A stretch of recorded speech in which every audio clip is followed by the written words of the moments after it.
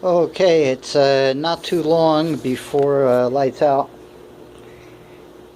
and I finished, I think, arranging most of the stuff to be exactly where I intend to keep it, at least for most of this wall. I did spread out the sawtooth philodendrons a little bit more. Now the Ring of Fire is now midway on the shelf. It's at the midpoint of the shelf. So I expanded the space between the Ring of Fire and the Golden Crocodile. So and I then, based on their positioning, they're about 22 1/4 inches apart, by the way. I then split those spaces up evenly and slightly repositioned the tubes that were between and still are between the sawtooth philodendron. So that's how that top shelf is looking now. But we still have the the Pink Princess right there between the two sawtooths, the Jungle Boogie and the Ring of Fire. So nothing's changed in the order for this section here up top, but it has been spread out a bit. And I might be putting a coleus or two once the sunlight begins to hit that middle shelf. Right now I think this part of the room is a little bit too dark to slap them on. But here's what everything's beginning to look like. So we've got right here, we're starting to ignore all that right there. It starts from just after this coffee table. That's the arrangement for this wall here. We've got the rubber plant, the Pink Princess, the Diefenbachia in the back on the floor, and the Golden Crocodile. And then we've also got the Alocasia red cuprea. I'm curious to see how it responds to getting a little bit of direct sun now in the morning, starting from today. But today was overcast. I want to see if it's cool with it, or if it gets burnt, or shies away, or what have you. But I have a feeling it'll appreciate the 20 minutes, half hour of nearly direct early morning sun. There's the Tradescantia and two of the Diefenbachia panthers. There's one I tucked away in the back for now, and there's one in the front. And here's how that right there looks so far. And then I decided to put the I wanted to begin this more or less close together, so you'll see how that turned out. So here's first cluster, and then baby coleus. That's the rainbow leaf, the splotch pattern. The slightly unusual stuff is what I like to keep on the coleus when they sprout. So that's a keeper at any rate. And then the rattlesnake, I did manage to move the Bipenifolium aureum right next to the Pink Princess, and I put the gigas over here because it's still opposite one of the 60 watters. But now it'll get a little bit of throw from the other two spots that are hanging vertical, and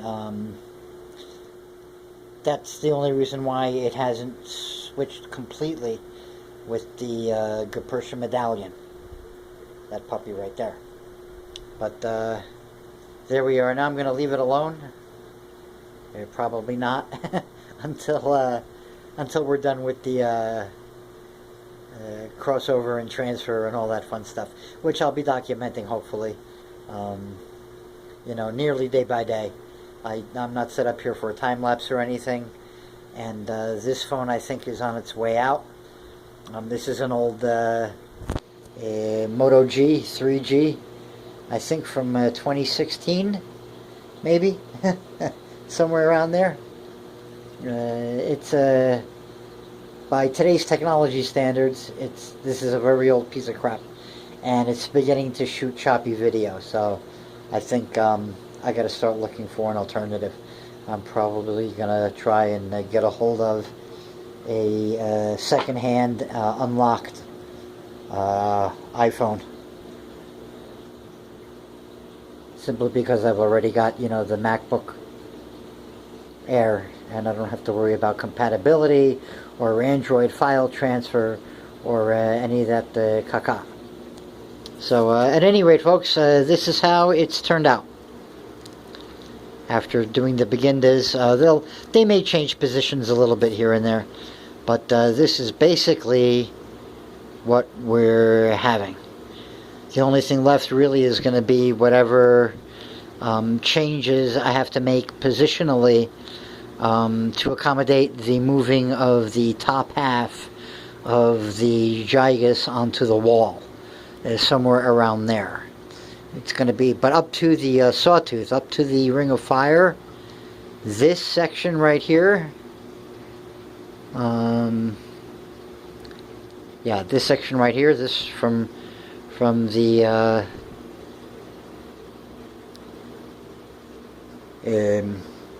Diefenbachia and the rubber tree on the floor with the pink princess and the golden crocodile, over to the ring of fire, down to the bipenifolium aureum, that right there.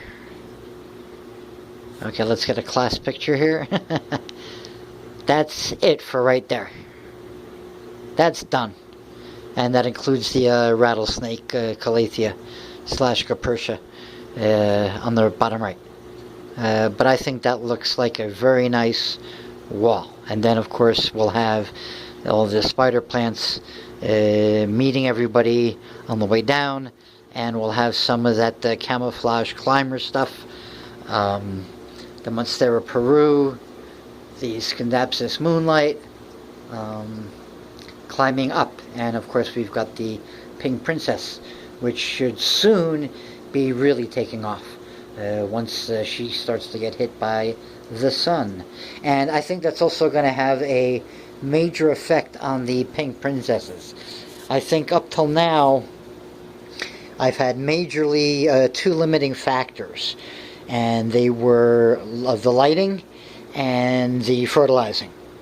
The fertilizing has been addressed, and the lighting was addressed, at least for one of them right there, and I saw the result, and then I had to go back a bit on the lighting just for positional reasons, and also because I covered a window.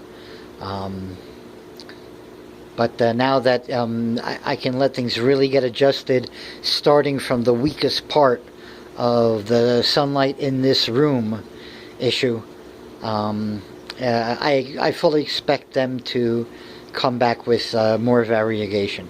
In theory, that's what's going to happen. In theory.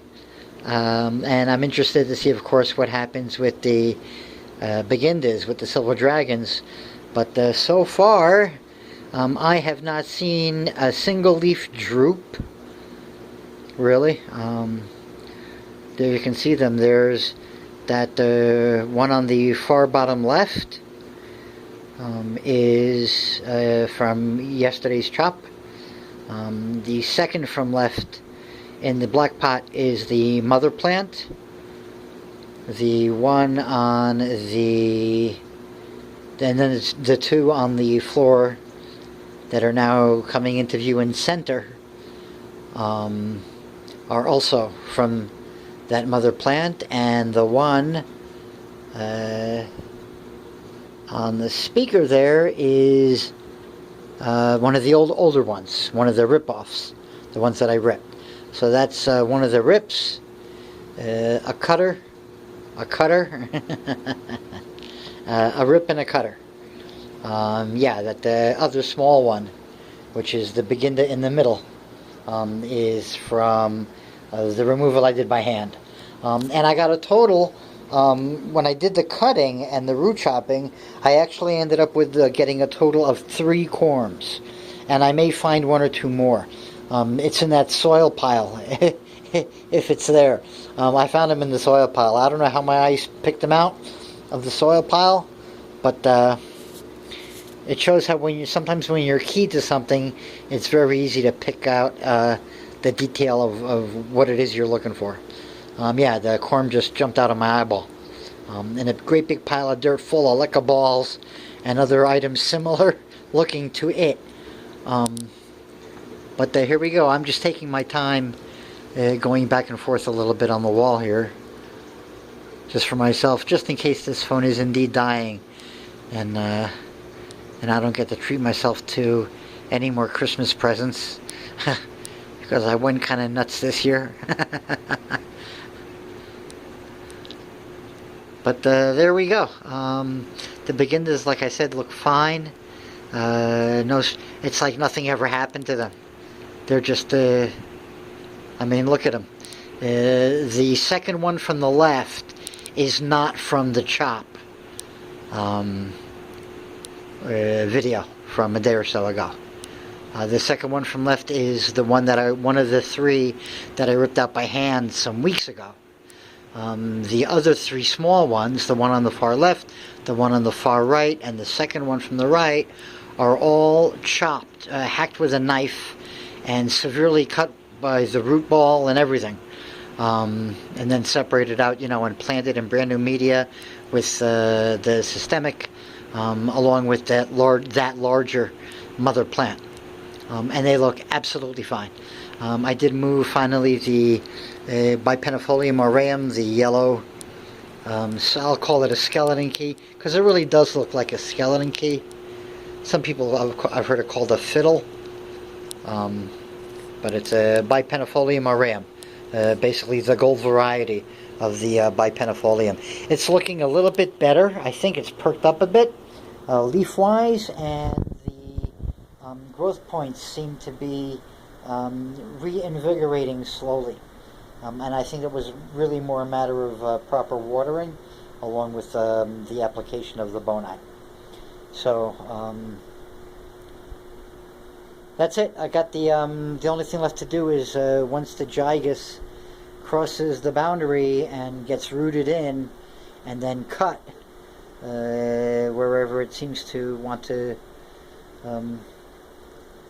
do with itself. I may have to tape it over a little bit, push the stem over to the left, and realign it with the tube, or I might just turn the top tube to match up to it. I'm waiting to see what it's trying exactly to do. It might come and swing over again to the left to continue putting out leaves, to continue the same, to present the same face. So we'll see. And the Philodendron glorious here, I think, is creating a new petiole sheath. There's a rose-colored nib coming out right there, and that's the color of the petioles when the sheath first comes out from the stem. So I'm keeping my fingers crossed that this time it is indeed a leaf, and I get the vertical growth of the stem, and the leaf comes out horizontally and oriented properly. So that's going to be it. A wrap up for this wall. There again is the spider plant corner with the fill in the middle. I did that earlier today, and I'm really curious to see what happens with this Rhaphidophora decursiva that I redid, hopefully to reboot it. The other one that I moved to buy the aquarium, which I'll do in the video when I do this adjacent wall, probably tomorrow, when I show the baby gigas is in the glorious and all that fun stuff in the tubes. I'll show what's going on with the Rhaphidophora decursiva. I'm thinking my decision to move it was the right one. And because there's a 15-minute limit on the video, fuck you, Google, I gotta stop right here.